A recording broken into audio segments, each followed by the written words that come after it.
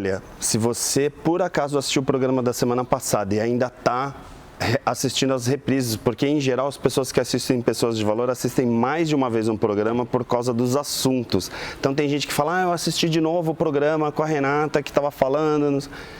Aí já deve imaginar pelo cenário que a gente continua em Salvador, mas a gente não está tirando umas férias, ao contrário, a gente está aqui ainda, né, no final do TEDx, aqui em Campo Grande, no hotel que realizou. Na verdade, a gente está aqui do lado, né, do cenário onde aconteceu, que foi um evento incrível, com palestrantes. A gente teve mestre de cerimônias, palestrantes, todo mundo super top, e a gente poderia ficar um ano inteiro fazendo o programa só com essas pessoas, e quando tivesse passado o programa da Renata 12 semanas depois, a gente trazia a Renata de novo e ia repetindo, porque não tem jeito. Esse foi um TEDx super especial, né, e muito orgulho. Como que você se sente terminando de dar uma palestra naquele tapete vermelho? Flávio, vamos lá, para a gente falar um pouquinho sobre isso, para manter a chama do TEDx viva. Eu entendo que tá com pessoas, né, assistir a palestra da Andréia, a sua, porque também depois eu vou perguntar para você. Ele acha que ele vai escapar, não vai, não. Isso porque é um programa Pessoas de Valor e, na verdade, a gente está aqui com a Andréia, que é a Pessoas de Valor, que é uma grande domadora de rinocerontes e, assim, para mim, que fico, quando criança, sonhava em ser domador de dinossauros, então a gente acaba pagando um pouco o preço disso. Então, assim, vamos lá. Vamos falar com o Flávio agora sendo entrevistado, o entrevistador sendo entrevistado. Fala aí, como que você se sentiu? É inevitável, né? Uma das nossas paixões, eu acho que em sintonia, é compartilhar conhecimento, de alguma forma, porque a gente tem muita clareza que a gente só vai fazer um mundo melhor e sem clichê, com pessoas melhores. E pessoas melhores é através de conhecimento, através de programas como você traz para a TV ou para o Brasil todo e também agora internacional, porque ele está chegando lá, né? E pessoas como você, que eu acho que teve uma história, a tua palestra foi incrível. Todas as palestras, né, Ari? Eu acho que todas. Sim. Mas tem um componente que foi muito feliz da parte do TEDx, né, e do TED. Eu assisto o TED desde 2009. E eu assisto, por semana, semanalmente, eu assisto 2, porque assim como você também, né, acredito que a gente, é material de conteúdo para usar em aula, para eu me inspirar. Inclusive no MBA, na pós. E de repente, quando um fã, eu lembro que eu assisti a primeira palestra do Simon Sinek, e eu falei para o meu chefe da empresa que eu trabalho, que ele não conhecia até, eu apresentei para ele o Simon Sinek. Ano passado, ele estava com o Simon Sinek, Pat Burgess, e ele falou assim, o meu sonho é palestrar no TED. Quer dizer, quando ele viu que eu fui, né, ele falou assim, cara, eu virei teu fã, né? Porque é legal. Agora, tirando, sem ego, porque eu não sei vocês, mas eu percebi que a gente estava tão em sintonia nesse TEDx, porque os palestrantes estavam muito autênticos e livres de ego. E a gente já discutiu isso em programas anteriores, né, Ari? Então, acho que quando você abaixa o ego e vai a genuinidade, a intenção, a neuroplasticidade intencional, que eu gosto muito, né, que você está disposto a expandir a tua consciência livre de autossabotagem, acho que as coisas acontecem. A minha experiência foi um momento, dizem que felicidade não é projeção, é contemplação do presente. Então, acho que foi um momento ali que eu estava feliz, cara. Aliás, eu continuo feliz, porque agora a gente vai falar com você. E eu não vou perguntar para você do TEDx, sabe por quê? Porque você tem um conteúdo que você passou na sua palestra, e claro, que a gente tem que passar para os nossos telespectadores, porque assim, quando eu fico pensando, vou assistir a palestra da doutora Andréia, tal, e aí vai falar, né, de rinocerontes, tal, aí, claro, a gente entende, assim, de cara já entende, né, a questão da metáfora, né, da associação, só que eu fico imaginando o que representa um rinoceronte, porque assim, eu olho e vejo um ser super duro, super difícil de domar, porque assim, eu confesso para você que aquela criancinha ali que pensava em ser domador de um dinossauro, domar um dinossauro, ainda mais depois de Parque dos Dinossauros, é muito mais fácil do que um rinoceronte. Conta pra gente, afinal, de onde vem essa associação, essa metáfora do rinoceronte, e fala para as pessoas, afinal, o que é esse rinoceronte que todos nós temos que domar diariamente? Bom, em primeiro lugar, obrigada pelo convite, né? E também pela companhia nesse TEDx, foi incrível. E o que eu tenho para dizer eu tive um momento na minha vida em que eu tive que me reinventar. Essa palavra é muito usada e já muito clichê, mas a verdade é essa. Por uma série de motivos, eu já tive várias carreiras, já troquei, já fiz inúmeras coisas diferentes, mas teve um momento muito peculiar na minha vida que eu precisei dar uma guinada, e não é uma guinada de carreira, essa é fácil, mas uma guinada interna, uma questão de entender quem eu sou realmente, né? O que me move, qual é a minha grande paixão e para onde eu vou. Na verdade, uma coisa que a gente se pergunta muito, mas esse momento em particular caiu tudo em cima de mim. E graças a Deus e aquela pulguinha que fica atrás da gente, que a gente quer sempre perguntar, é o porquê, né? Eu falo que eu revi a minha criança numa imersão do Vale do Silício, que eu entendi o seguinte, se você não sabe quem você é de verdade, você para por aí. Você faz as coisas de modo mecânico e você não consegue chegar a lugar nenhum. Bom, vamos para o rinoceronte, né? Que é o que importa. Eu queria passar essa situação e essa minha mudança para as pessoas. Eu entendi que uma das coisas que mais me dava paixão e que mais me movia era ser um agente de transformação na vida das pessoas. Eu fiz um compromisso comigo mesmo de que ninguém passaria por mim e sairia pior. Sairia sempre melhor. Então, quando eu converso com uma pessoa, quando eu encontro alguém, eu tenho essa coisa, tem que sair daqui se sentindo melhor, tem que sair daqui com algo diferente. E eu comecei a procurar, né? E nesse meio do caos, da pandemia, eu já tinha uma história de um livro que eu queria escrever e eu comecei a procurar como passar essa metáfora de uma maneira legal. Bom, eu já sabia que eu tinha que discutir o caos, né? Porque eu coleciono inúmeros conceitos, mas basicamente um dos mais importantes para mim é saibam o que é crise e saibam o que é caos. Crise tem início, meio e fim. Ela acaba em algum momento. Caos não, né? Caos você dorme com o mundo de um jeito, você acorda com ele totalmente diferente, né? Você fica, e agora? Então essa incerteza eu aprendi que você consegue gerir, não controlar. É muito diferente gerir de controlar. Muito bem, então eu tinha aí o que eu já queria, analisei as minhas vidas pregressas, tudo aquilo que eu tinha feito, qual era o ponto que eu hackeava para fazer a virada, o que fazia com que eu tivesse sucesso numa virada rápida, enfim. E fui testando, estudando metodologia ágil, estudando. Taleb, né? Provavelmente Cisne Negro, né? Fala de... E aí... bom, eu entendi. A minha metáfora principal era domador. Se eu vou gerir, é jogo de cintura. Eu não aceito resiliência, definitivamente. Para mim, eu sou zero, X. Olha, a gente já entrevistou o Carmelo. Carmelo, não é nada pessoal, tá bom? O Edu vai assistir agora o programa lá e vai falar, não, quem é essa mulher? Vai ter um direito de réplica, Edu. Adoro a disputa, adoro agora ele tá no design thinking, né? Adoro discutir.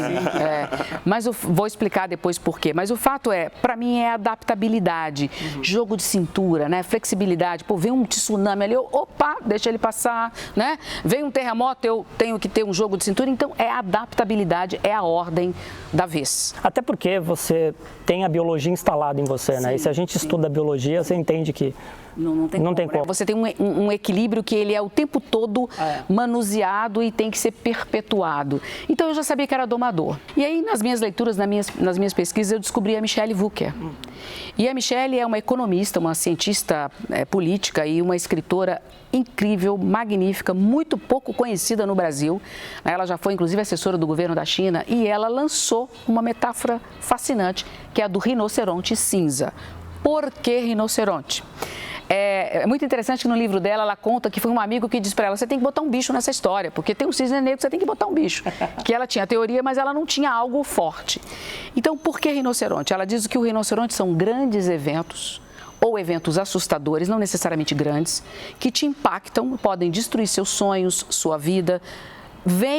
Ou seja, imagina um rinoceronte na sua frente, é impossível você não enxergar, mas as pessoas não veem. E essa negação, ela acontece por diversas maneiras, diversas situações. Mas o fato quando você não enxerga algo que está ali gritante na tua frente, tem alguma coisa errada. Então, ela usou o rinoceronte e usou cinza, porque todas as vezes que a gente olha para um rinoceronte e que a gente entende, a gente imagina ele cinza. Na verdade, ele é branco, ele é preto, ele é uns tons diferentes. Então, ou seja, um rinoceronte, uma manada de rinoceronte, eu fui estudar rinoceronte, ele tem umas características muito interessantes. Como é que eu não vou ver um rinoceronte aqui na minha sala? Como é que eu não vou ver um rinoceronte vindo na minha frente? Então, o grande inusitado dessa metáfora e a grande questão que ele trazia Quem é o domador de rinoceronte? Somos todos nós daqui para frente. Na hora que a gente fala do rinoceronte, a gente está falando de problema, a gente está falando de desafio, a gente está falando de oportunidade, mas também de coisas com as quais, de repente, não precisa gastar energia. Então, você tem que aprender a quantificar se é 1, se é 2, se é 10, se é 20, se vai dar para domar ou se é melhor. Opa, dá uma licencinha aqui, passa para cá. Então, essa é a beleza que eu acho da metáfora, ela permite isso. Inteligentemente, você brinca com essa questão, com essa metáfora que eu acho que foi muito bem construída do rinoceronte. E eu gostei muito da metodologia que eu vi de você brincar com as profissões do futuro. Porque a gente tem uma educação, uma cultura, né, Ari? Você do mercado de educação, que durante muito tempo, com exceção de poucos bons professores que fazem você projetar o futuro, né, que trabalha baseado no que funcionou no passado. Só que o tempo antes demorava muito para mudar as coisas, agora as coisas estão mudando numa velocidade muito rápida. E eu acho que ainda um percentual muito pequeno de pessoas entendem, não quando você fala, mas o que é profissões do futuro e o quão eu tenho que me preparar para esse tsunami que está vindo, e aí a escolha é sua. Eu vou domar esse rinoceronte que está vindo, eu vou desviar, porque aí depende da sua experiência. Da quantificação em relação ao seu momento de vida, né?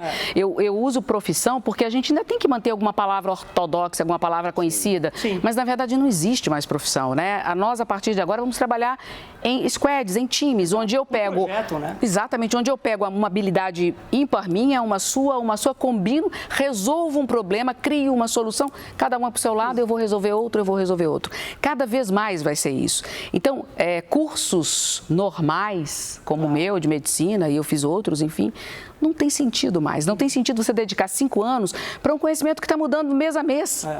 Não faz isso em um ano.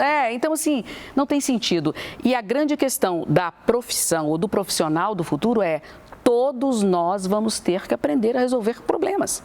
Entendam problemas aqui como questões pessoais, questões profissionais, questões de grupo, questões sociológicas, filosóficas, não importa, né? Mas todos nós somos possíveis de ter uma metodologia que nos ensine a quantificar aquilo que vem na nossa frente, para a gente determinar que tipo de ação eu vou tomar, se vale a pena eu ter uma energia maior ou não, é isso que a gente vem falando, né? Eu vou domar, eu vou fugir, eu vou fingir que eu não estou vendo e arriscar ser atropelada, enfim. Por exemplo, eu que trabalho na educação, quando o rinoceronte vem representando o futuro, por exemplo, na educação, ele implode todos os pilares tradicionais da formação, né? A gente está aí com a Universidade Google e tantas outras escolas de negócio, tem as áreas, tem várias outras, vindo com coisas que implodem.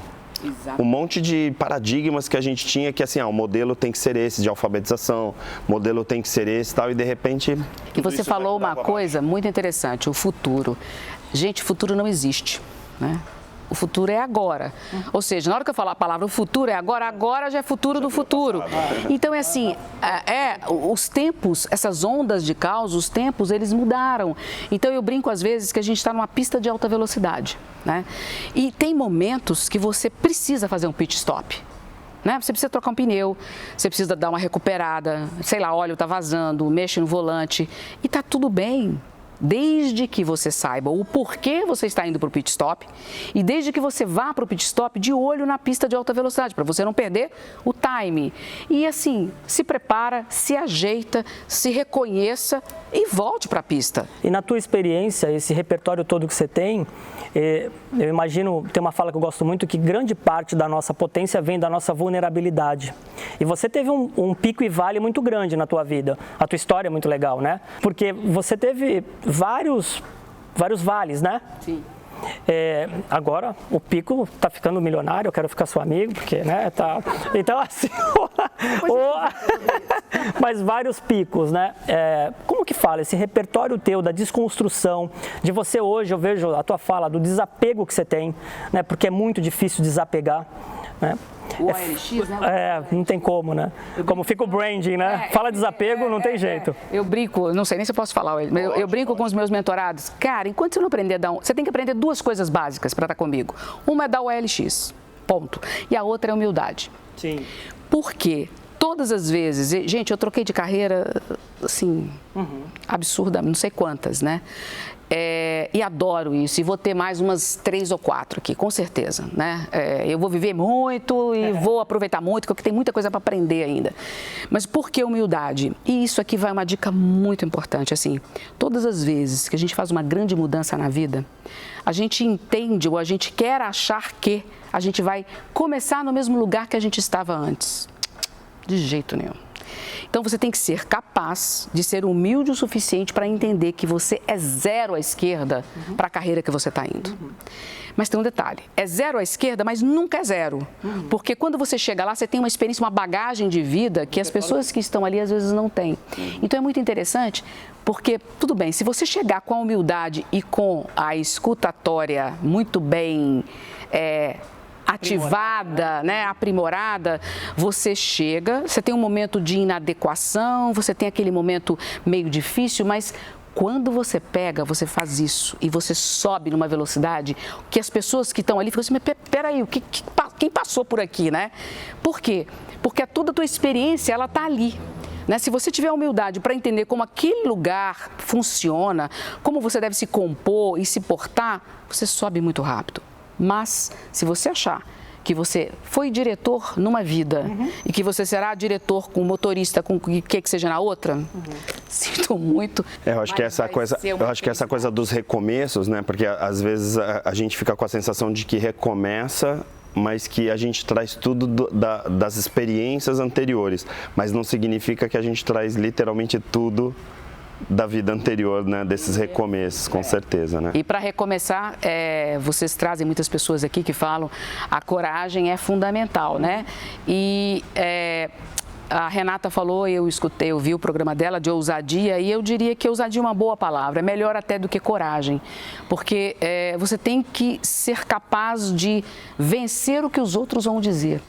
Não que eu seja concurso nisso, pelo amor de Deus, isso ainda me afeta, eu luto com isso todos os dias, mas a minha vontade de aprender é maior, a minha curiosidade é maior, então eu vou nela, eu vou na paixão. E o entendimento e a predisposição para o erro vem automaticamente, porque sem ele nada acontece. E é isso que eu aprendi, isso que me trouxe muito esse momento que eu vivi com as pessoas, que eu tive essa imersão no Vale do Silício, por causa da mentalidade. Gente, não existe fracasso, não existe, existe aprendizado. E eu acho, assim, de uma felicidade que eles dizem o seguinte, por que a gente tem essa culpa de erro? Por que a gente tem esse peso do erro? Não, tá bom, errou, meu.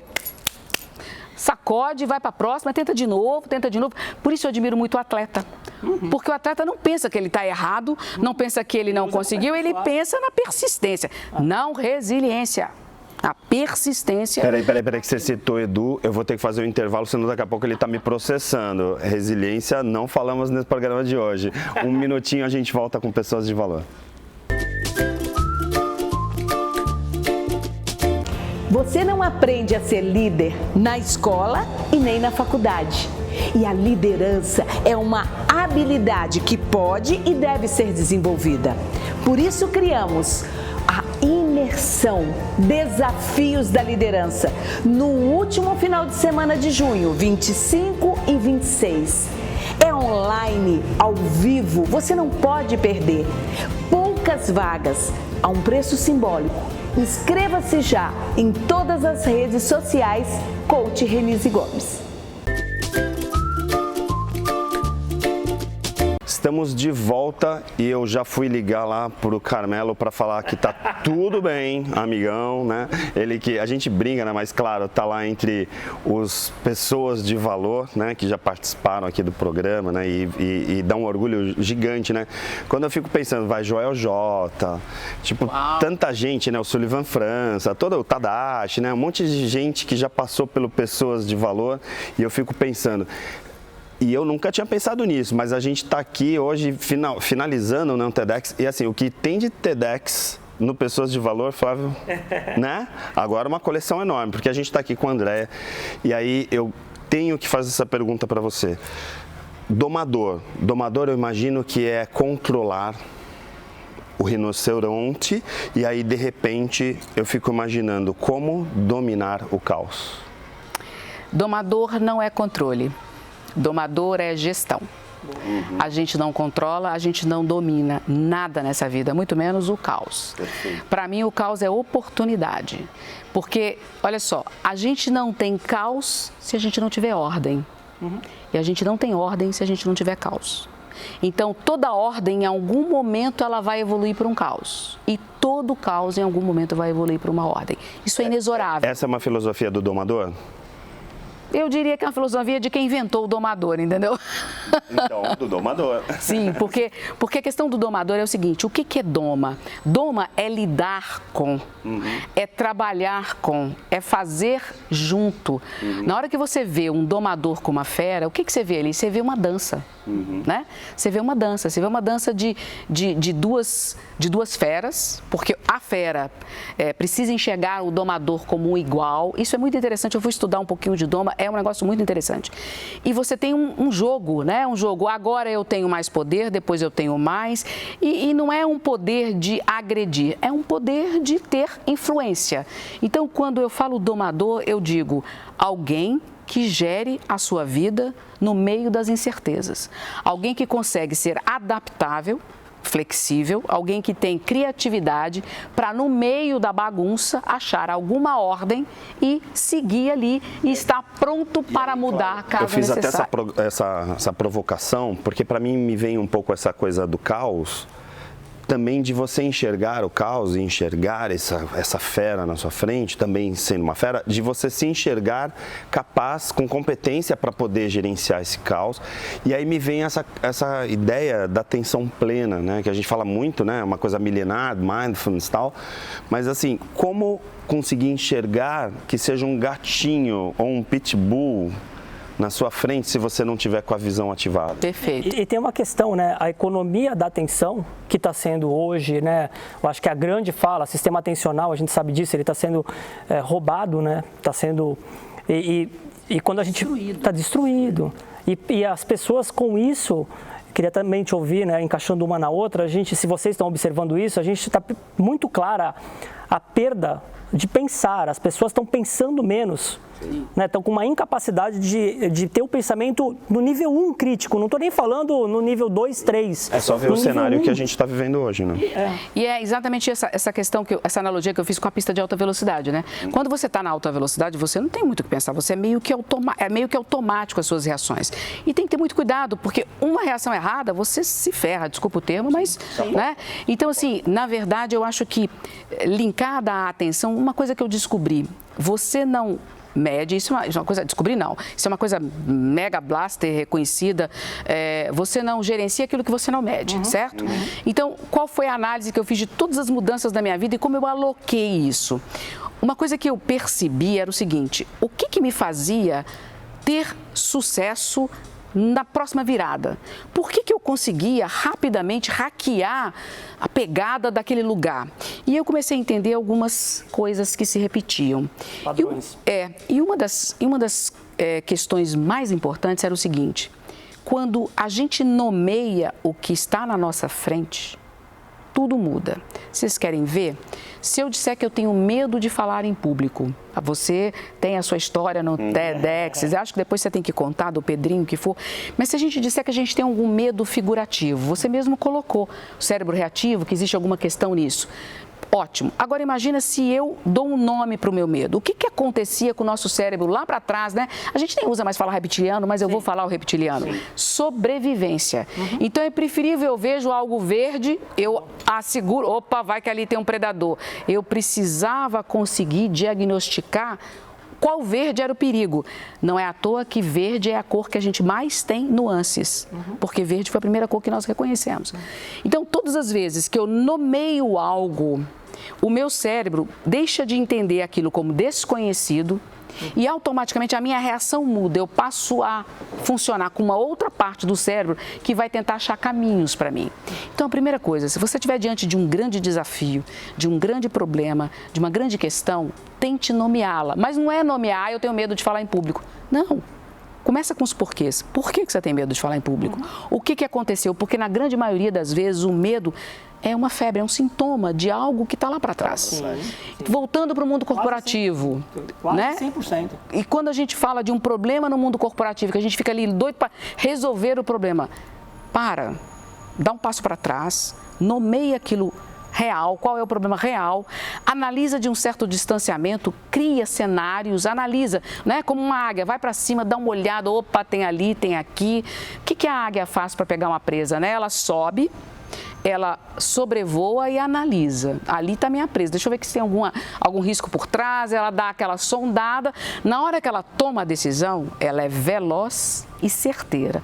Ela mergulha e pega a presa. Se não pegar, o que é que ela faz? Ela não fica ali dando bobeira, ela volta, olha de novo, analisa de novo, até tentar de novo. Agora, para ser pragmático, quem está nos assistindo e está de frente para um gigante rinoceronte, o que você falaria para essa pessoa? Reza? Não, de jeito nenhum. Em primeiro lugar, para, vai para o pit stop, porque você tem tempo, às vezes meia hora que você parar, de repente, eu funciono muito com papel e caneta, não sei como você, analisa, risque, qual é o seu rinoceronte, né? O que está te incomodando, real, concreto. Eu devo todo mundo, não tenho como pagar. Peraí, não tem mesmo? O que você pode fazer? E na hora que você nomear, você vai ver que caminhos vão se abrir. Então, de maneira nenhuma, desespero é exatamente o que você não pode ter, né? Não existe motivo para desespero, porque... Gente, tudo vai passar e se não passar vai vir um tsunami e vai passar para você. A gente entrevistou uns programas lá para trás, o Tejon, que tem um livro que é O Poder do Incômodo, tal, e acabou de lançar agora também um outro livro, mas no Poder do Incômodo, ele que passou por uma experiência pessoal, né, por causa da queimadura, tal, acho que todo mundo que assiste o programa conhece o Tejon.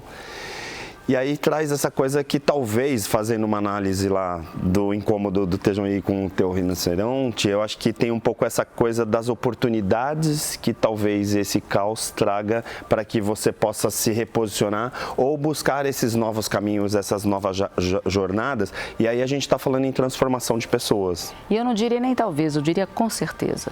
Não existe nada que seja mais benéfico do que o caos. Porque se você conseguir encontrar o ponto de ordem no seu caos, você arrebenta. Olha, mostra o livro aí, porque a gente não faz merchandising, mas vamos abrir uma exceção, porque a gente está no TEDx. E aí, então, a capa tá maravilhosa, né? O domador de rinocerontes, assim, muito bacana. E posso contar uma história? Claro. Na verdade, o domador tá atrás, né, gente? A minha capa inicial era o domador com rinoceronte. Mas, por uma questão de respeito e de entendimento, eu entrei em contato com a Michelle Wucker, que é que desenvolveu a teoria do rinoceronte cinza. Conversei com ela e a gente trocou e tal. E ela, inclusive, tem um texto aqui no meu livro que ela escreveu e ela disse o seguinte: ok, perfeito, adorei a ideia, te nomei minha embaixadora dessa metáfora aí, não tem o menor problema, desde que você tire desde que você tire a sala na frente, porque eu quero o rinoceronte puro e simples, porque a ideia é: presta atenção em algo que está na tua cara. Se programe, porque a gente precisa aprender a olhar o entorno, né? E isso é um aprendizado, isso é possível de ser treinado. Quando a gente aprende a fazer cenários no mundo corporativo, nos negócios, nada mais é do que você avaliar o caos. E eu trago para fechar aqui o programa, que a gente está no tempo certinho, né, Flávio? Essa questão que eu fiz uma provocação com a questão do domínio do domador, que muitas vezes a gente, por excesso de domínio, de querer controlar todas as situações, a gente é engolido por esse rinoceronte. Fica com a programação da Santa Cecília TV. Obrigado. Obrigada a vocês dois maravilhosos, direto de Salvador, mais um Pessoas de Valor super especial, e continua aí com a programação da Santa Cecília TV. A gente se encontra na semana que vem, quem sabe ainda de Salvador, né?